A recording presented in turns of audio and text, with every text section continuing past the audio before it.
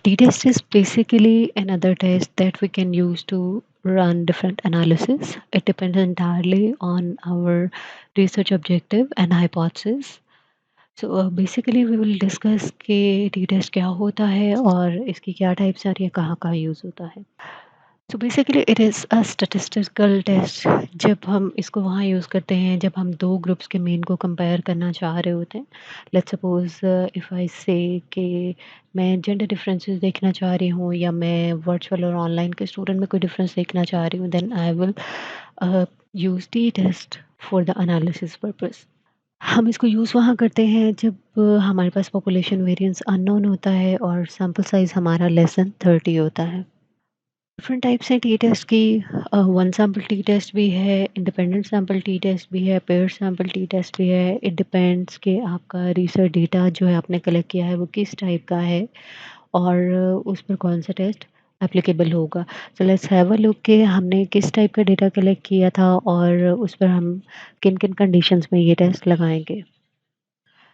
अच्छा, तो one sample T test की जब हम बात करेंगे so basically one sample T test जो है वो यूजुअली क्या होता है कि एक हमारे पास एक स्टैंडर्डाइज सेट वैल्यू या थ्योरेटिकल वैल्यू या हम जिसे कहते हैं कि एक नॉन और हाइपोथेसाइज्ड वैल्यू होती है जिसके अगेंस्ट हम अपने जो पॉपुलेशन जिससे डेटा कलेक्ट किया होता है उसके मीन को कंपेयर करते हैं। बेसिकली ये जो एवरेज है इसमें ये कोई भी थ्योरेटिकल वैल्यू हो सकती है या पॉपुलेशन का मीन भी हो सकता है।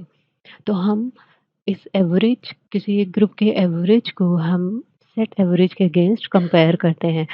मसलन अगर हम कहते हैं कि सपोज़ कि एक बर्गर को खाने में 10 मिनट लगते हैं और रिसर्चर ये एक्सप्लोर करना चाह रहा है जनरली कि आया एक बर्गर को खाने में कितना टाइम लगता है। तो उसने क्या किया कि उसने कुछ लोग ले लिए, कुछ पार्टिसिपेंट सेलेक्ट कर लिए और मॉनिटर किया कि वो एक बर्गर को खाने में कितना टाइम लगा रहे हैं। और फिर उसने क्या किया कि उन लोगों का जो एवरेज ईटिंग टाइम था उसको कैलकुलेट किया, फिर उस एवरेज को एक सेट एवरेज जो कि ऑलरेडी हमने एक यूनिवर्सल रूल के अकॉर्डिंग या एक सेट रूल के अकॉर्डिंग हमने कहा था कि 10 मिनट्स लगते हैं, उससे कंपेयर किया। तो जब हम इस तरह के कंपैरिज़न करते हैं तो हम वन सैंपल टी टेस्ट लगाते हैं। वन सैंपल टी टेस्ट में याद रखिएगा कि हमारे पास सिर्फ़ एक सिंगल सैंपल होता है।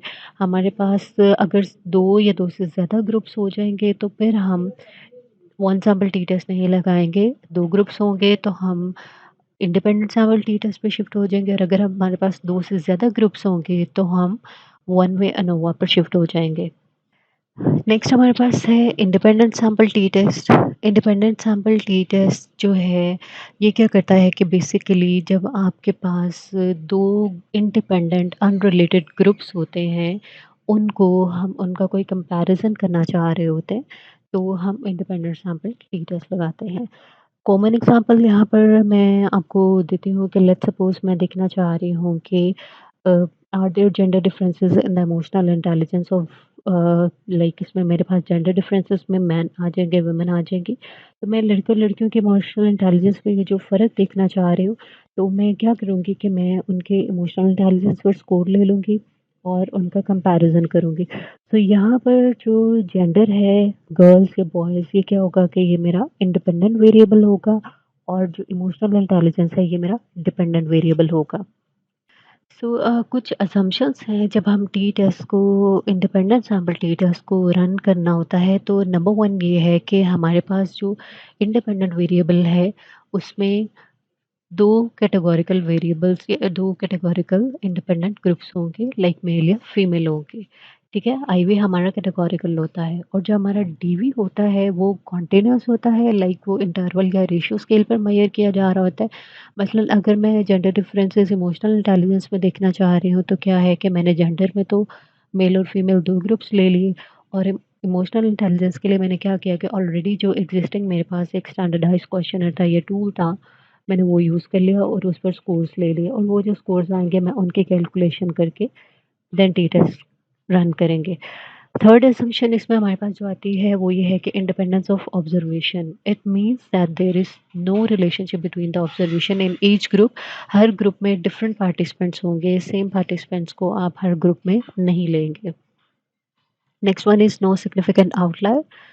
आउटलायर बेसिकली क्या होता है कि कोई ऐसे डेटा पॉइंट या वैल्यू होती है जो कोई यूजुअल पैटर्न फॉलो नहीं कर रही होती। मसलन अगर हम कहते हैं कि एक क्लास में स्टूडेंट्स का आईक्यू जो है, मीन आईक्यू जो है वो 108 है, लेकिन एक जो स्टूडेंट है पर्टिकुलरली उसका आईक्यू स्कोर जो है वो 160 हो जाता है, तो ये स्कोर क्या है कि आउटलायर कंसिडर हो रहा है क्योंकि वो मीन को भी इफ़ेक्ट करेगा और वो हमारी जो इंडिपेंडेंट सैंपल टी टेस्ट है, उसको भी इफ़ेक्ट करेगा। सो हम नेक्स्ट वन है इसके जो पॉपुलेशन जिसे हम डेटा ले रहे हैं, जिसे हम सैंपल सेलेक्ट कर रहे हैं, वो नॉर्मली डिस्ट्रीब्यूट हो। नॉर्मलिटी को आप कैसे चेक कर सकते हैं कि जब आपने डेटा कलेक्ट कर लिया है, तो आप शेफेरो-विल्क टेस्ट रन करके आप पहले चेक कर लें कि आया आपका डेटा जो है वो नॉर्मल डिस्ट्रीब्यूशन की असम्पशन को फुलफिल कर रहा है कि नहीं कर रहा है। अनदर असम्पशन जो हमारे पास इंडिपेंडेंट सैंपल टी टेस्ट की आएगी वो होमोजेनिटी ऑफ वेरिएंस या इक्वल वेरिएंसेस अज्यूम्ड है, यानी कि दोनों जो पॉपुलेशंस हम ले रहे हैं उनका वेरिएंस सेम होना चाहिए, मतलब मेल और फीमेल जो हमारे पास इस टाइम यहाँ पर दो पॉपुलेशंस हैं इनका वेरिएंस सेम होना चाहिए। और ये असम्पशंस को हम कहाँ से चेक करते हैं, इसको हम Levene's test of equality of variance से चेक करते हैं। अनदर टाइप जो हमारे पास टी टेस्ट की आती है वो पेयर्ड सैंपल टी टेस्ट है, या जिसे हम डिपेंडेंट मेयर टी टेस्ट भी कहते हैं। समटाइम इसे रिपीटेड मेयर भी कहा जाता है। So paired sample T test basically क्या करता है, it compares the mean of two measurements taken from the same individual objects और रिलेटेड यूनिट्स। अब ये पेयर मेजरमेंट मुख्तलिफ तरह की हो सकती है, मसलन दो डिफरेंट टाइप पर स्कोर आपने लिए हों। लेट्स सपोज अगर मैं कोई साइकोलॉजिकल इंटरवेंशन एडमिनिस्टर करती हूँ, तो मैं उससे पहले स्कोर ले लूँ और उसके बाद स्कोर ले लूँ और उनके जो है मैं कंपैरिज़न कर लूँ। लाइक मैं देखना चाह रही हूँ कि मैंने स्ट्रेस को रिड्यूस करने के लिए एक थेरेपी डिज़ाइन की है। सो मैं देखती हूँ कि प्री थेरेपी जब पार्टिसिपेंट्स मेरे पास आए तो उनका स्ट्रेस लेवल क्या था। मैंने स्ट्रेस के स्केल पर उनका जो है वो स्ट्रेस लेवल मेज़र कर लिया और देन मैंने उन पर जो इंटरवेंशन या थेरेपी एडमिनिस्टर की, और after intervention and therapy again जो मैंने उनकी एडमिनिस्ट्रेशन ली और स्ट्रेस पर जो उनका स्कोर लिया, वो मेरे पास आ जाएगा। तो फिर मैं वो प्री और पोस्ट स्कोर को कंपेयर करूँगी, तो इस कंपैरिज़न को चेक करने के लिए कि either there were significant differences और नॉट, सो उसके लिए pair sample T test use किया जाएगा।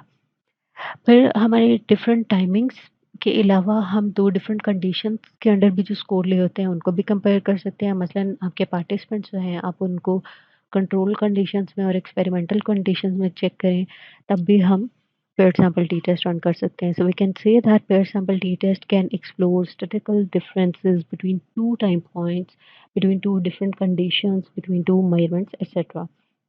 सेंस कोई भी 2 सेट ऑफ ऑब्जर्वेशन में मेन डिफरेंसेस को डिटरमाइन करने के लिए आप pair sample T test use करेंगे। तो इनको रन कैसे करना है एसपीएसएस पे और किस टाइप का डेटा हमारे पास होता है, ये हम फॉर्मली मैं आपके साथ आगे डिस्कस करती हूँ।